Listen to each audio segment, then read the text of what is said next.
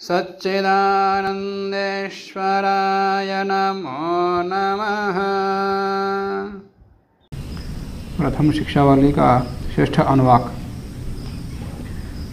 सह यः येषो अन्तर्हृदयः आकाशः तस्मिन् अयं पुरुषो मनोमयः। सह यः एषः अन्तर्हृदये आकाशः। अंतर्हृदय में ये जो आकाश है खाली स्थान है। हृदय में खाली स्थान कहाँ? तस्मिन् अयं पुरुषः मनोमयः। उसके अंदर पुरुष जीवात्मा रहता है, हृदय के अंदर, और वो मनोमय माने सूक्ष्म शरीर के साथ में। सूक्ष्म शरीर में क्या क्या आता है? हाँ, मन और अहंकार, बुद्धि तत्व, ये आते। तो ये सारे सूक्ष्म शरीर के साथ, सूक्ष्म शरीर के अवयव कहाँ रहते?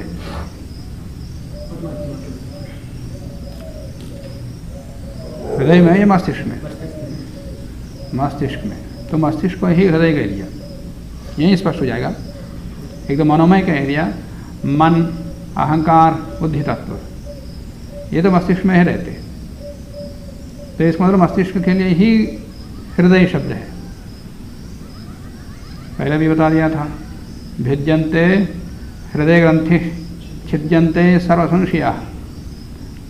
आत्मा परमात्मा तत्व को जानने के पश्चात हृदय की ग्रंथियाँ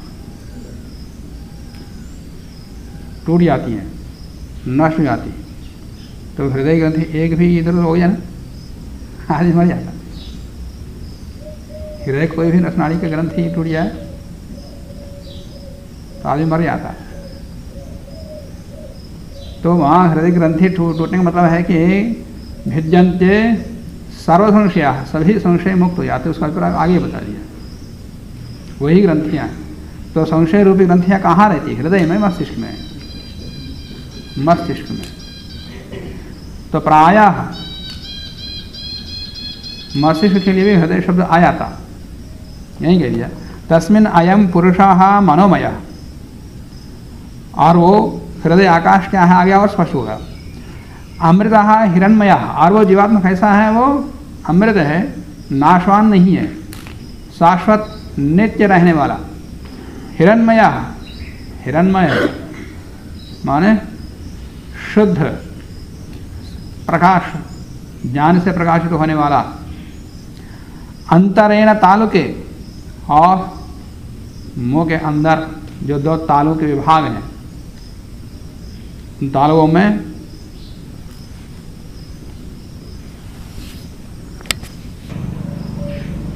यह एषः स्तनः इव अवलम्बते।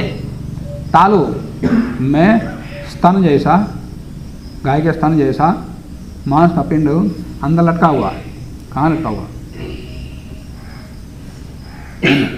लटका हुआ, देखो कभी? छोड़, मुँह के अंदर है ना?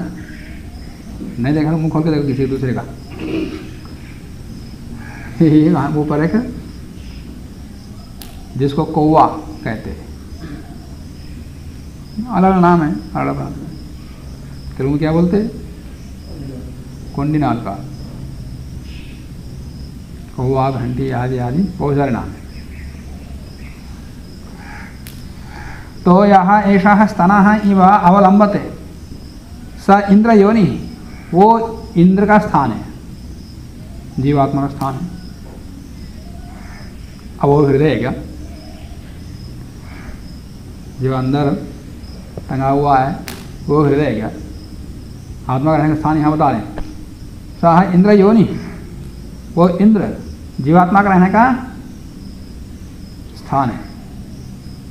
यत्र असो केशांता है इवर्तते। अब वो भी स्थान कैसा है? तो वो आगे हो गया आगे।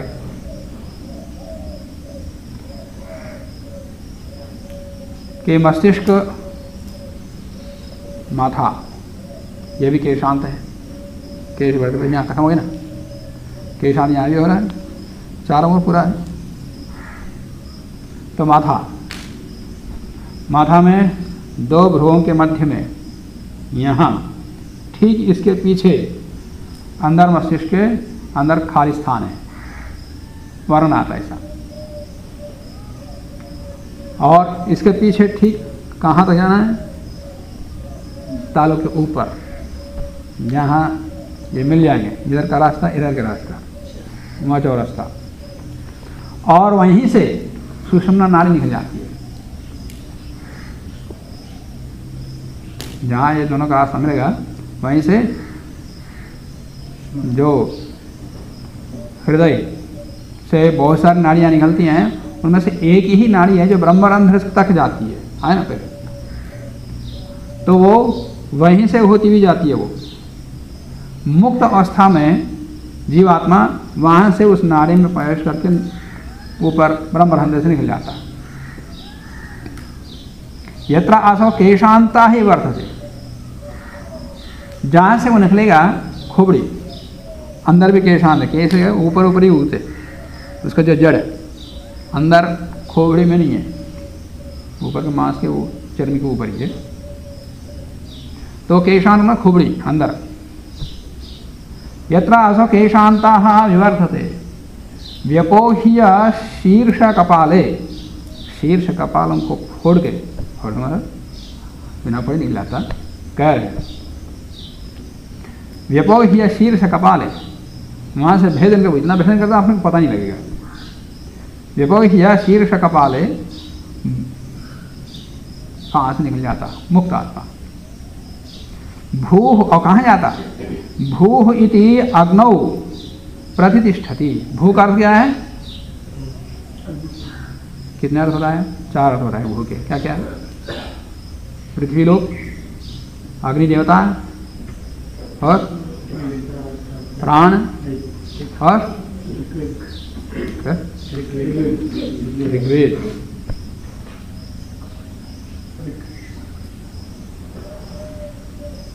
ऋक, ये 4 अर्थ बताया। तो यहाँ पर चारों में से भूः इति अग्नो, भूः ये जो अग्नि है उस अग्नि में प्रतिष्ठित होता, माने ज्ञान में प्रतिष्ठित होता। और भुवः इति वायु, भूः का जो अर्थ वायु है या अंतरिक्ष लोक है, वहाँ स्थित हो जाता। आगे सुवः इति आदित्य, सु इस शब्द का जो आदित्य है उस आदित्य में भी पहुँच जाता। भूलोक का जो देवता अग्नि है या भूलोक का जो अग्नि तत्व है अग्नि, वायुलोक में, अंतरिक्ष लोक में वायु है देवता, इंद्र भी है, वहाँ भी उस लोक में पहुँच जाता है। और द्युलोक में आदित्य है तो वहाँ भी पहुँच जाता है। महा यदि ब्रह्मणि, अंत में महा, इस महाव्याकृति का जो अर्थ ब्रह्म है ब्रह्म में भी पहुँच जाता है। ब्रह्मणि, वहाँ भी प्रतिष्ठित हो जाता है। वहाँ प्रतिष्ठित होने के बाद आपनोति स्वराज्यम, फिर स्वराज्य की स्थापना करता है। मन स्वराज माने अपनी ये स्वतंत्रता नहीं, स्वतंत्र हो जाता, मुक्त हो जाता, किसी बंधन में नहीं रहता, प्रकृति के किसी बंधन में नहीं रहता, सर्वथा स्वतंत्र, कोई जन्म मरण चक्र नहीं, ना सोना पड़ेगा ना जागना पड़ेगा, ना खाना पड़ेगा ना पीना पड़ेगा, ना मरना पड़ेगा। सर्वथा प्रकृति से, प्रकृति के बंधन से मुक्त। आपनोति मनसस्पतिम, और मन का पूरा, ऐसा मुक्त आत्मा मन का पति हो जाता। मन हमारा पति नहीं होता, मन आत्मा का पति नहीं होता, आत्मा ही मन का पति हो जाता। वाक्पतिश, वाक्पति भी बन जाता है। चक्षुष्पति, चक्षुओं का पति हो जाता है, माना हर इंद्रिय का पति हो जाता है, हर इंद्रिय का स्वामी होता है, इंद्रिय के अधीन नहीं होता। इंद्रिय का अधीन मतलब इंद्रियां ही पति है उसके, नहीं, इंद्रियों को अपना अधीन कर लेता। श्रोत्रपति ही विज्ञानपति, विज्ञानपति मतलब बुद्धि का पति हो जाता, बुद्धि तत्व का भी पति हो जाता। ये तत् ततः भवति, बस ये वही हो जाता। ये तत्, यह आत्मा तत् भवति, वही हो जाता। इस प्रकार से जिसका स्वरूप हो गया हो, प्रकृति के बंधन से मुक्त हो गया हो, वो ब्रह्म जैसा ही हो जाता। जैसे अग्नि में डाला हुआ लोहे का लोहा, अरे लोहा ही तो है, पकड़ो। जैसे हम पहले पकड़ते थे वैसे कोई पड़ेगा नहीं। लोहा लोहा तो है, पर वो इस समय अग्नि स्वरूप हो गया, तो उसको अग्नि ही बोलते, लोहा बोल कर नहीं पकड़ते कोई उसको। ऐसा ही ब्रह्म में पहुंचने के बाद वो ब्रह्म का दीप्ति से दीपित हो जाता, दीप्त हो जाता वो, तो इसलिए उसको ब्रह्म ही कहते हैं। एतत् तत् भवति। और आकाश शरीरम भवति। आकाश शरीरम ब्रह्म, मन आकाश जैसा शरीर वाला जो ब्रह्म है, मन व्यापक, ये भी व्यापक हो जाता, मन सर्वत्र कहीं भी जा सकता। ये तो एकदेशी है, एकदेशी व्यापक नहीं हो सकता। जो व्यापक है वो एकदेश नहीं हो सकता, जो व्यापक है वो अवतरित होकर के एकदेश नहीं हो सकता, जो एकदेशी है वो ब्रह्म जैसा व्यापक नहीं हो सकता। तो आकाश जैसा व्यापक शरीर वाला, व्यापक स्वरूप वाला जो ब्रह्म है, उस ब्रह्म में सर्वत्र विचरण कर लेता। सत्यात्मा प्राणारामम मन आनंदम, वो सत्यात्मा है, मिथ्यात्मा नहीं है। वो आत्मा मिथ्या स्वरूप वाला नहीं है, असत्य स्वरूप वाला नहीं है, सत्य स्वरूप वाला है।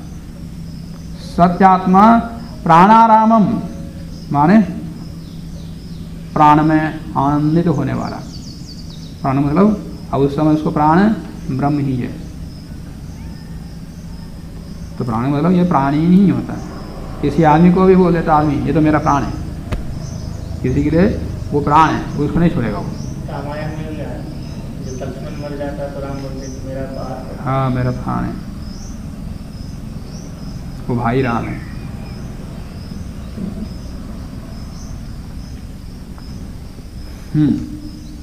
तो सत्यात्मा प्राणारामम मन आनंदम, मन आनंदित हो जाता, मन उसमें रहता नहीं, कहा जा रहा या जीवन मुक्त अवस्था में। जब सूक्ष्म से संबंधित कहा जा रहा है, जैसे पीछे कहा था कि मनपति मनपति होता, वाक्पति होता, चक्षुष्पति होता, श्रोत्रपति होता, विज्ञानपति आता है, ये आदि आदि जीवन मुक्त अवस्था में। शांति समृद्धम, वो श्रद्धा शांतियुक्त होता है, समृद्ध होता है। समृद्धि का तात्पर्य जैसे भौतिक पदार्थों की समृद्धि है उस प्रकार समृद्धि नहीं है, ज्ञान से आनंद से संपूर्ण रूप से समृद्ध हो जाता है। उसको किसी प्रकार की आवश्यकता ही नहीं होती, माने हर आवश्यकता पूर्ण हो जाती, हर कामना पूर्ण हो जाती। ब्रह्मांड में जहाँ चाहे वहाँ घूम सकता है। अभी तो हम कुछ जगह जा सकते, उस समय जहाँ चाहे वहाँ घूमो पूरे ब्रह्मांड में। अब यहाँ तो करोड़ों करोड़ों रुपए खर्च करके एक यान बना दिया चंद्रमा पर पहुँचाने के लिए, चंद्रमा के दूसरी तरफ। अभी तक दुनिया में कोई पहुँचा नहीं था, अभी वो भी पूर्ण रूप से सफल नहीं हो पाया, तो उसको कोई एक पैसा खर्चा नहीं करना पड़ता, हर ग्रह में पहुंच सकता है, सूरज में भी घूम सकता है। पृथ्वी पर भी आ जाएंगे अगर? हाँ पृथ्वी में आ सकता है, यहाँ पे घूमते हैं। हाँ घूमता है, हमें भी देख सकते हो? हाँ देख सकता है, जान सकता है कौन जगह है, पर बंधन में नहीं रहता, निर्लिप्त आनंद से घूमता है।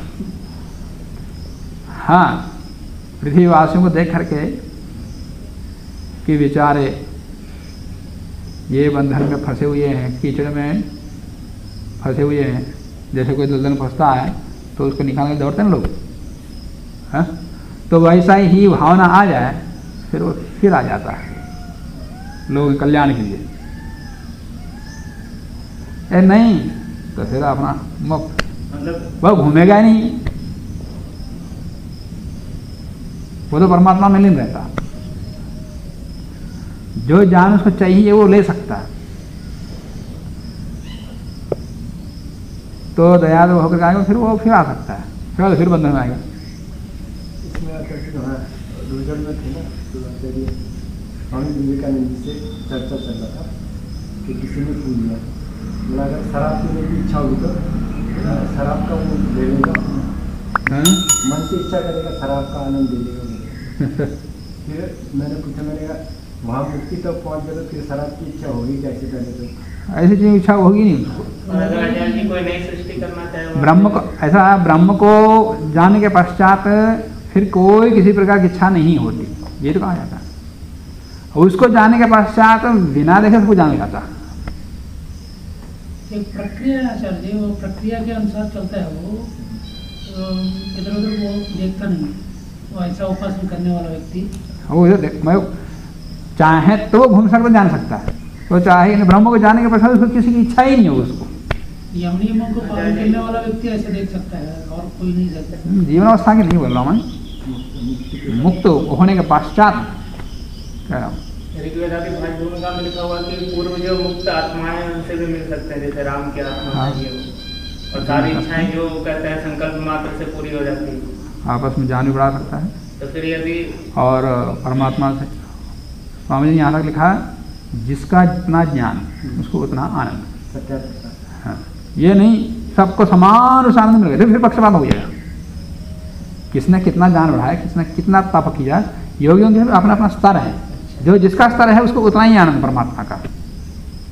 ये नहीं समुद्र में डुबकी लगा दिया तो पूरा पानी मिल गया ये नहीं, जिसका जितनी योग्यता के अनुसार उसको आनंद या ज्ञान जो भी है। तो इसलिए हम तो मुक्त हो गए, जीवन मुक्त अवस्था में अभी हम मुक्त हो गए, नहीं छोड़ता आदमी। अपने आप को जितना ऊंचा उठाना है उतना ऊंचा उठाना पुरुषार्थ करता हो। यही नहीं है हम बस मुक्त हो जाए, संतुष्ट हो जाए, ये नहीं। मुक्त होने के पश्चात भी अपने ज्ञान को बढ़ाता। तो शांति समृद्धम अमृतम इति प्राचीन योग्य उपास्व, इस प्रकार से प्राचीन योग्य, यहाँ प्राचीन योग्य नाम का कोई शिष्य था, तो उन्होंने जैसा साधना किया उसका अनुकरण किया, तुम भी ऐसे ही करो, ऐसा कुछ प्रकार से करते। पर इस प्राचीन विद्या का सबके द्वारा जानने योग्य उसको जानो, उसको उपासना करो, ऐसे उसका अभिप्राय। तो यह अनुवाद समाप्त हो गया। आराम।